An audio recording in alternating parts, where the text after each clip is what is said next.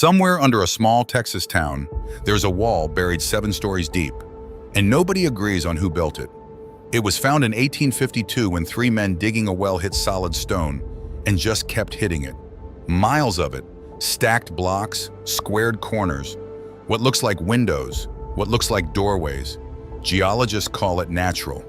Some researchers swear it's proof of a lost civilization buried under Texas soil. And that's just one of 10. Scattered across the brush and canyons of Texas, hidden from highways, ignored by textbooks, there are stone circles, buried tombs, painted caves, and earthworks that are thousands of years old. Some have answers, some genuinely don't. By the end of this video, you'll know exactly where to find all 10, and which one even the experts can't fully agree on. Let's start with the wall that gave a whole town its name. Number 1, the Rockwall of Rockwall County. In 1852, 3 settlers were digging a simple well outside a small North Texas town. Instead of hitting water, their shovels hit stone, not loose rock, not gravel, a solid stone wall, buried underground, running in a straight, deliberate line. They kept digging. The wall kept going. Today, that formation has been traced across roughly 20 square miles, buried as deep as 7 stories below the surface in some spots. The town that grew up around it did something telling. They named the whole city Rockwall, after the thing they couldn't explain. Here's where it gets strange. Some sections of the wall have squared-off corners. Others show what look like archways, and openings researchers described as resembling windows. In 1949, workers even pulled out a piece of stone that some claimed had markings on it, like an ancient script. One architect who studied it for years said the evidence for a human-built structure just kept piling up. So who built it? Lost civilization? Ancient engineers? Something else entirely? Here's the twist. Most geologists disagree. Since the 1870s, scientists have classified the Rockwall as a clastic dike, a completely natural process where cracks in the earth fill with sediment, harden, and later fracture into blocky, wall-like shapes. No architects, no ancient builders, just geology playing tricks on the eye. But here's the thing. Not everyone is convinced. The debate is still alive today, over 170 years after that first well was dug, and the wall is still down there, still buried, still unexplained to some, and perfectly explained to others. You can walk right up to exposed sections of it today, in the heart of Rockwall, Texas, and decide for yourself what you're really looking at. Number 2, the stone cairns of the Concho Valley. Out in the brush of west central Texas, along the canyons that feed the Concho and Colorado rivers, ranchers have been finding something unsettling for generations. Mountains of stacked rock, rising out of nowhere, deep in the wilderness. No roads lead to them, no signs mark them, just piles of stone, some of them massive, sitting quietly in the canyons like they're waiting to be noticed. Locals have a name for them. They call them Indian burial grounds. And when researchers from the University of Texas at Austin finally studied them closely, they found out the locals were right. These are stone cairns, deliberate, carefully built piles of rock, and many of them contain human remains. Men, women, even children, laid to rest by indigenous peoples long before Texas was ever a state, long before Spanish explorers ever set foot in the region. But here's what still puzzles archaeologists. These cairns aren't scattered randomly across the landscape. They're clustered. 6 here, one alone a mile away, a dozen along a single canyon rim. Someone chose these exact spots on purpose, generation after generation. Why this ridge? Why this bend in the river?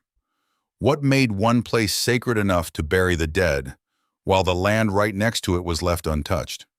That question, the hidden logic behind an entire sacred geography, is something modern archaeology is still trying to piece together. And if you ever find yourself hiking Texas backcountry and stumble across a pile of stone that looks just a little too deliberate to be natural, stop. Don't touch it.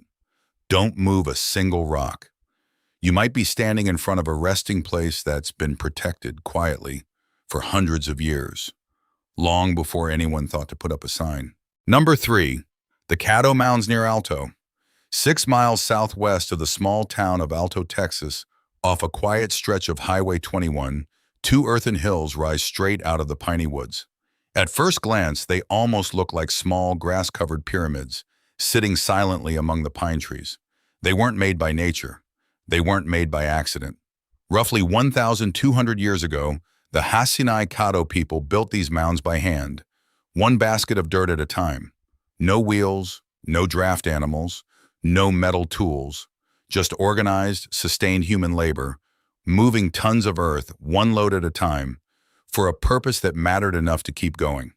One mound was used for burial. Archaeologists believe as many as 8 individuals may be buried beneath it. The other is believed to have served as a ceremonial platform, a place where the community gathered for rituals we can only partially reconstruct today. Here's a detail almost nobody knows. The name Texas itself comes from the Caddo. Early Spanish explorers heard the Caddo word for friend or ally and adopted it. That's the actual origin of the Lone Star State's name, and it's why Texas still carries the unofficial motto, friendship. Unlike some sites on this list, there's no real mystery about who built the Caddo Mounds. The archaeology here is well documented, and the site is protected today as a Texas State Historic Site, open for anyone to walk through. What's genuinely staggering isn't the mystery, it's the scale. Picture an entire community working together for years, carrying dirt on their heads, basket after basket, until 2 hills rose out of flat ground, built to honor their dead and gather their people. No machines, no shortcuts, just human hands, and a purpose strong enough to move mountains, one load at a time. Number 4, the Antelope Creek Council Circles. Deep in the Texas Panhandle, along canyons carved by the Canadian River, there's something buried in the landscape that most people driving through Texas will never even know exists. Stone rings, built with precision, hidden in the brush for over 600 years. These are called council circles, and they weren't made by accident. Ring-shaped structures of stone and packed earth, carefully laid out by a group known as the Antelope Creek culture, a farming society that thrived in this region long before any European ever set foot in Texas. Here's what makes them strange. These rings weren't randomly placed. They were built with intention, and archaeologists still don't fully agree on why. Some researchers believe they were gathering spaces where community leaders met to make decisions. Others think they served a ceremonial purpose, tied to rituals we can only partially understand today. And some believe they were used to track the sky itself, positioned to mark the seasons, the solstices, the movement of the stars above the canyon. Gathering place, sacred ground, ancient calendar, maybe all 3 at once. What makes this discovery even more remarkable is what surrounds it. These circles weren't isolated monuments sitting alone in the wilderness. Archaeologists found them right next to an entire farming settlement. House foundations, storage pits, tools, evidence of a fully organized society living, working, and building a life in this canyon centuries before Texas had a name. Most people picture ancient Texas as empty land, untouched wilderness, nothing but tumbleweeds and open sky. The Antelope Creek Council Circles prove that picture is wrong. A real structured civilization once thrived here, and left behind stone rings in the canyon walls that are still standing today, quietly guarding a purpose we're still trying to fully understand. Number 5, Alibates Flint Quarries. In the Texas Panhandle, hidden inside what's now a protected national monument, the ground itself tells a story that stretches back further than almost anywhere else in North America.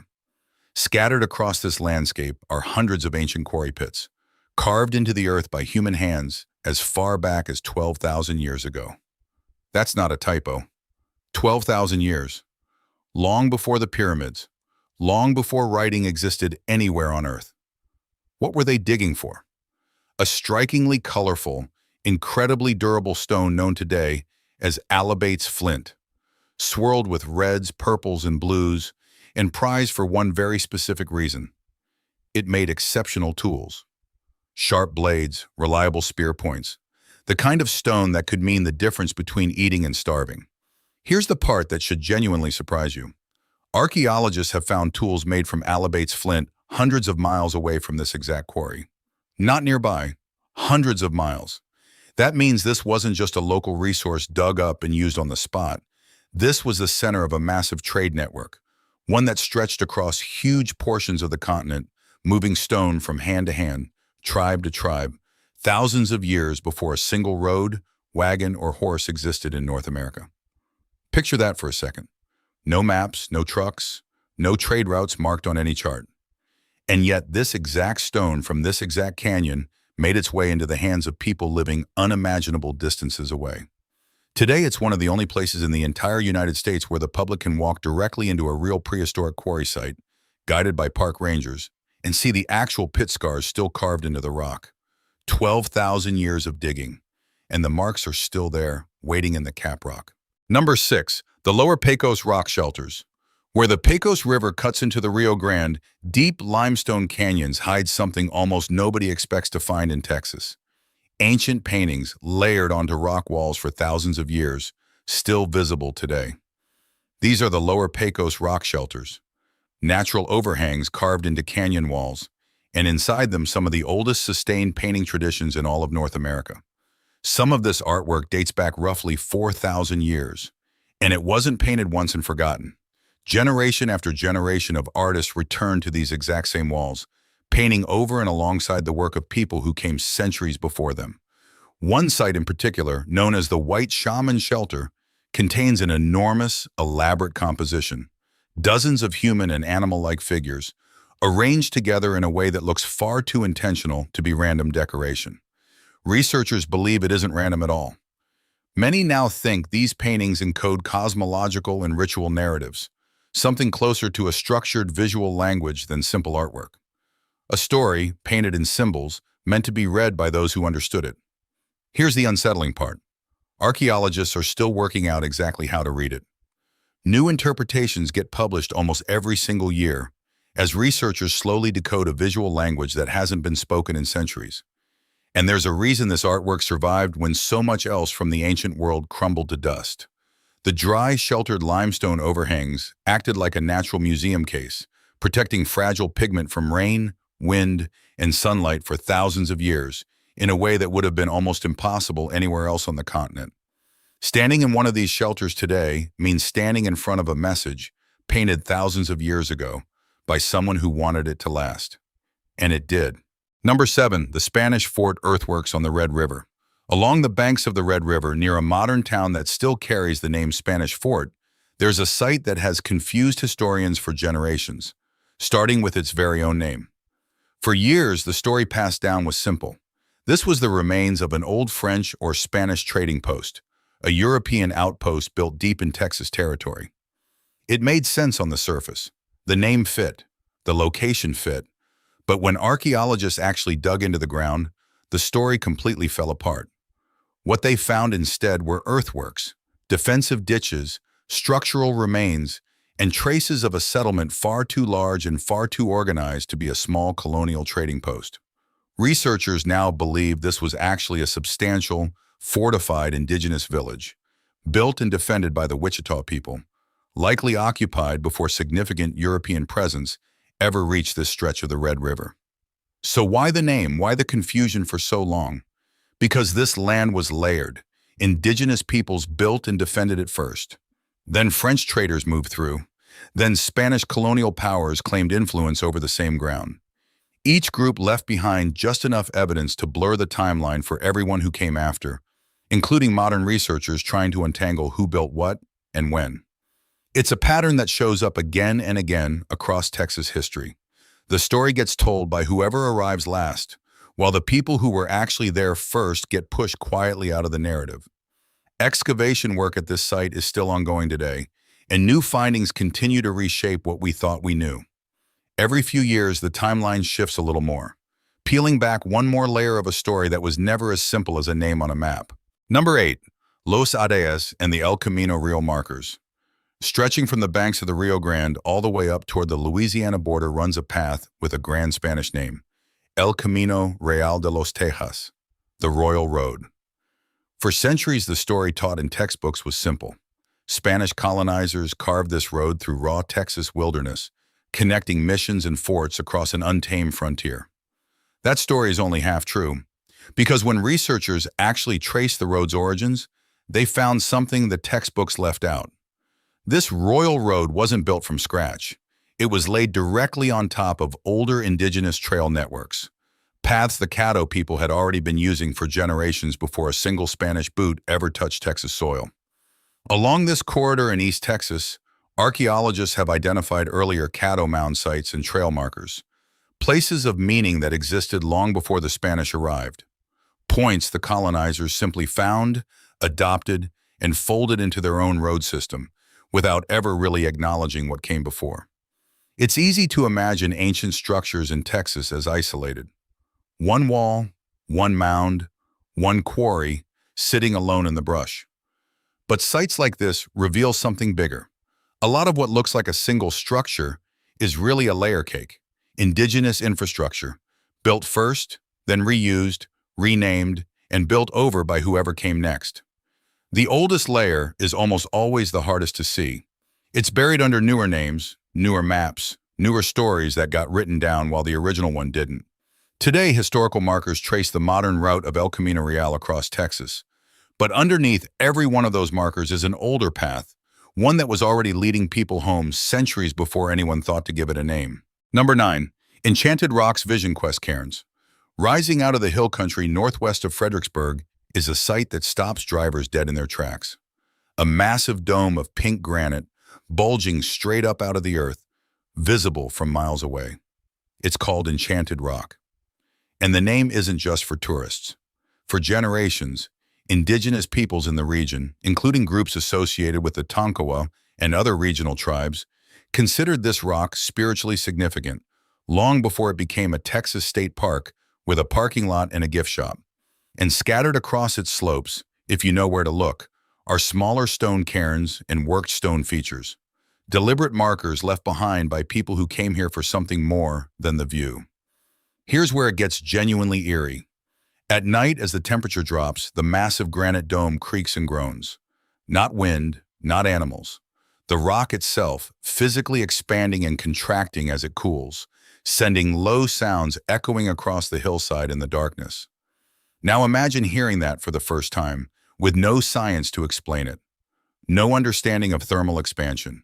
Just a mountain of solid pink stone, groaning in the dark like it's alive. It's almost certainly why this place fed centuries of stories about voices, spirits, and something watching from the rock, long before anyone understood the geology creating the sound. Today, we know exactly what's causing that noise, but knowing the science doesn't make it any less unsettling to stand on that granite dome after sunset, listening to a mountain breathe. And the cairns are still there too. Quiet, deliberate, placed by hands that understood something about this rock that modern visitors are only just beginning to appreciate. Some places just feel different for a reason. Number 10. Stonehenge II in Ingram. Here's where this list takes a turn. Deep in the Texas hill country, in the small town of Ingram, there's a structure that looks like it was ripped straight out of the English countryside. A near full-scale replica of Stonehenge, complete with a horseshoe arrangement of towering stones and a full outer circle. From a distance, it looks exactly like what you'd expect from an ancient, mysterious monument. It photographs like something out of a documentary. Tourists walk up to it, cameras ready, half expecting a plaque covered in centuries of history. Here's the twist. It's not ancient at all. This entire structure was built in the 1990s by two local ranchers, mostly just for fun. No lost civilization, no ritual purpose, no buried secrets. Just a couple of guys in the hill country who looked at one of the most famous ancient monuments on Earth and thought, we can build that too. So why include a fake on a list about real ancient mysteries? Because it's the perfect lesson for everything else you just watched. Something can look ancient, it can feel mysterious, it can spread online, get shared, get talked about like it's a genuine archaeological puzzle, and still be something built by your neighbor a few decades ago. That's exactly why sites like the Rockwall, the Council Circles, or the Lower Pecos paintings matter so much. Those are backed by actual research, actual debate among real scientists, actual physical evidence pulled straight out of the ground. Learning to tell the difference between genuine unresolved history and pure legend isn't just trivia. It's the exact skill that separates real archaeology from good storytelling. And sometimes the most Texas thing of all is building your own Stonehenge just to see if you can. 10 structures, 10 stories, and not one single simple answer. A wall buried 7 stories underground, still splitting geologists and researchers after 170 years. Stone cairns holding the quiet dead, placed with a logic archaeologists are still working to understand. Mounds. If you want more overlooked history hiding in plain sight, hit subscribe so you don't miss the next one. And give this video a like if you learned something today you didn't know walking in. Check out the related video on screen now for more. Disclaimer: this video is for historical and educational entertainment. Several of these sites remain genuinely debated among researchers, and interpretations shared here reflect published research rather than final, settled conclusions. Many are protected. Please don't disturb, remove, or excavate anything if you visit.